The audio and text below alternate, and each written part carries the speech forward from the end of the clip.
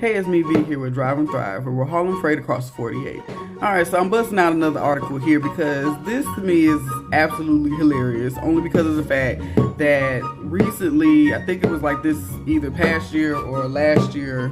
that they had created a regulation where in order to get your CDL, you would have to do it up under like an actual training school or a mega carrier that offers like training before they have you work under them for a year under a contract. Now, as you can see, it says here that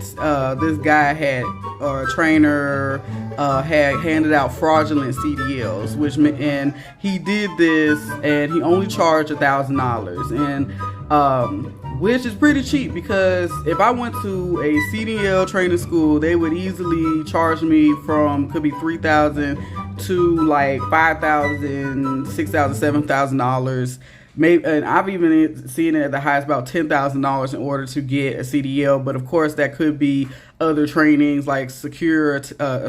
trainings and things that could be also be attached. But of course, like, why not go, like, why go to one of those guys whenever you could just pay this dude $1,000 and then he could get you your CDL and you don't even have to take the skills test. Now, I know this is highly irresponsible because if they're not even taking the skills test, like, how we know that they are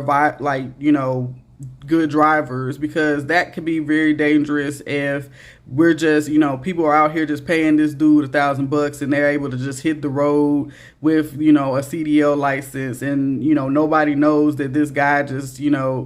had paid, some random dude $1,000, and then he's able to get out there on the road with all those other professional drivers that actually took the training and spent all the money, or actually went up under a mega carrier and is under a contract for a whole year in order to get their license. But of course, hey, this is what happens, when the government steps in and they try to make it more expensive in order for, everyday guy in order to get his CDL now. So of course, like, hey, yeah, when you make it like hell of expensive to get, your commercial driver's license, of course shit like this is going to happen. Guys are going to pop up out of nowhere, and people are going to create give out fraudulent licenses and without like any real testing and things like that. Because of course, like, there's things where there's certain guys that might not be able to be hireable under normal circumstances. It could be because they might be a felon or might have like some weird criminal background or like whatever other reasons, or it could be because they're of their citizen status. If you got an opinion, please comment below.